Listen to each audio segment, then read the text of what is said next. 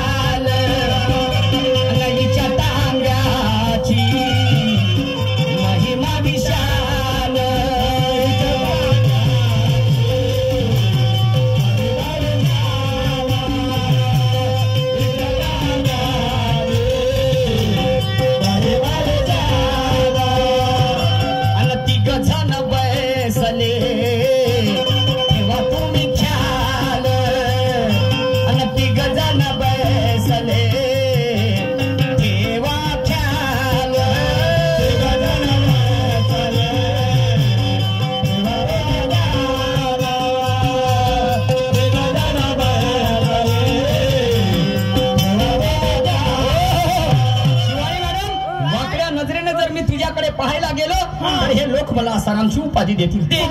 बरोबर आहे. वाकड्या नजरेने जर मी तुझ्याकडे पाहायला गेलो तर हे लोक मला आसारामची उपाधी देतील.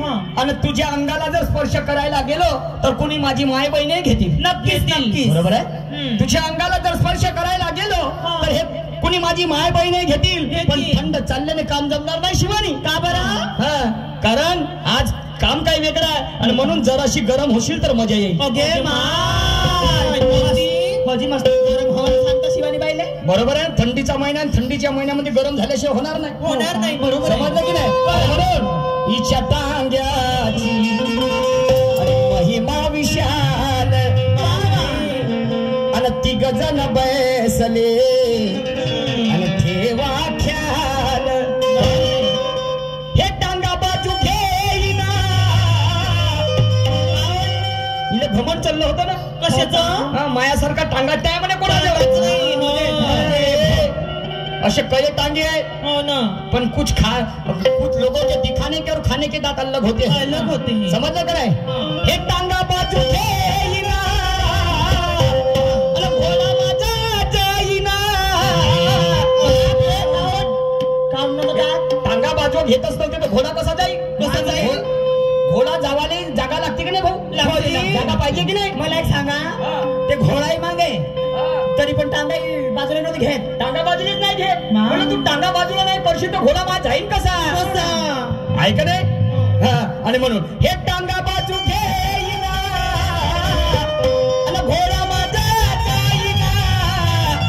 आणि मग हे तिघ जण बोर झाले. हिच्या टांग्यावर ते तिघ जण 3 लोक बसले होते. ते बोर झाले. 1 तास होऊन गेला. म्हणते उशीर झाला राहू दे, सरळ घोडा जाऊ दे.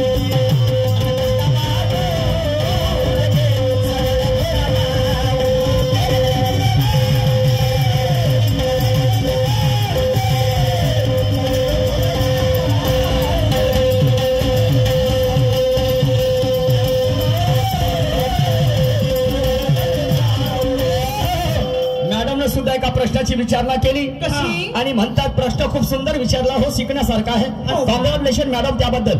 खूप खूप अभिनंदन करतो. समजलं? म्हणतात जेव्हा रामाची सीता रावणाने चोरून नेली आणि त्यावेळेस हनुमंतराया त्या सीतेच्या शोधामध्ये गेले, तर ही हनुमंतराया जेव्हा सीतेच्या शोधामध्ये गेले तर सर्वप्रथम कोणत्या देवाचं दर्शन घेतलं असं त्यांचं म्हणणं आहे. तर राम सांगायचं नाही म्हणतात. मॅडमजी नाही सांगणार राम, नाही. समजलं ना? जे आहे तेच सांगणार मी. तर कोणत्या देवाचं दर्शन घेतलं, कोणत्या देवाच्या पाया पडले, तर त्या देवाचं नाव होतं जटायू आणि संपाती. ओके. अच्छा, तुम्ही आपल्याकडे लिहून ठेवा. समजलं? खोटं नाही तर सांगणार नाही मॅडम. जटायू आणि संपाती या दोन देवाचं त्या हनुमंतरायानं दर्शन घेतलं. हे तुमच्या प्रश्नाचं उत्तर. आणि या पलीकडे तुमच्याजवळ काय आहे मॅडमजी? तुम्ही आपल्या प्रश्नाचं खरं करून द्या. तुमची जीत होईल, माझी हार होईल. या एवढ्या लोकांमध्ये तुमची वाहवा होईल. समजलं का नाही? मी लेंडी उद्धत करणार नाही. पण आता तरी हे विषमता सांगणं बंद करा. आणि म्हणून माझं गाणं म्हटलं. मी गाणं काय वेगळं म्हणणार होतो. आणि म्हणून आणि टांगा बाजू सरळ घोडा जाऊ दे. आणि मग पुढे काय झालं ऐका. पुढे काय म्हणतो तो.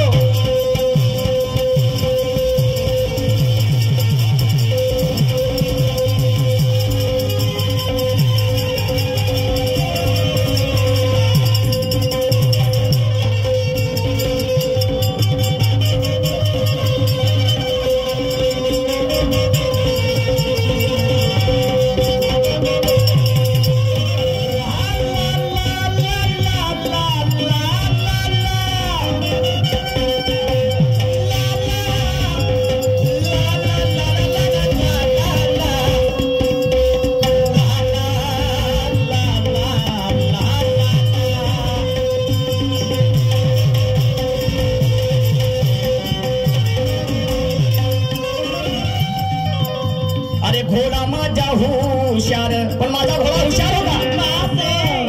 अरे घोडा माझा हुशार, केला विचार. घोडा माझा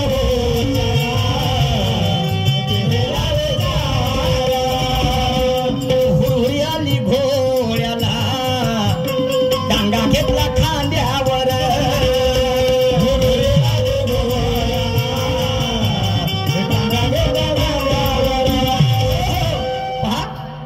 माझा घोडा हुशार होता. हे टांगा बाजूला घेच नाही. तुम्हाला सांगतो, एखादी पटाचा बैल असला तर त्याला टक असते, बरोबर आहे. दानीवर का नेला तर तो बिलकुल त्याला असं वाटतं का आता मला छेकड्यावर स्वार व्हायचाय, बरोबर आहे. छेकडा खांद्यावरती घ्यायचाय. आता हिनं जेव्हा टांगा बाजूला नाही घेतलं तर मग घोड्याला टांगा चालवायची सवय होती, टांग्यावर धसण्याची सवय होती. तर तुम्हाला सांगतो, त्या घोड्यानं पाय पाय केलं, त्याला हुरहुरी आली. हुरहुरी आली आणि जे बरोबर पाय आवडाव पाहिलं धसला टांग्यामध्ये. टांग्यामध्ये धसला तो टांगा खांद्यावर घेतला आपल्या खांद्यावर. ते टांग्याची धूर आपल्या मानावर घेतली. आणि मग तुम्हाला का सांगू, टांग्यावर गेला म्हणजे मधात घेतला. आपल्या खांद्यावर टांगा घेतला. अरे घोडा माझा हुशार आणि केला विचार. आणि हुरहुरी आली घोड्याला आणि टांगा घेतला खांद्यावर. पण जायचं होतं लांब दुरी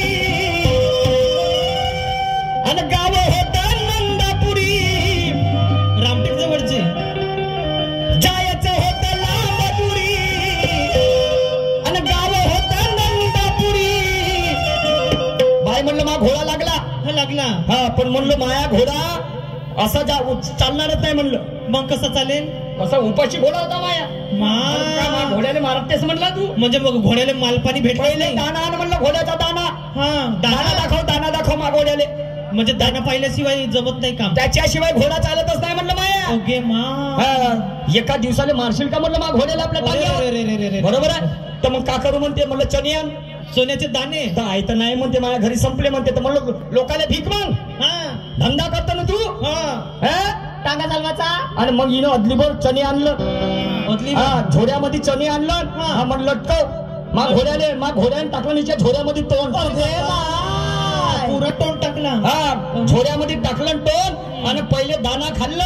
आणि मग त्या घोड्याला आली स्फूर्ताई. बाप रे एनर्जी आली आणि मग काय म्हणतो आहे अरे घोडा माझा हुशार आणि केला विचार आणि हुरहुरी आली घोड्याला आणि टांगा घेतला खांद्याला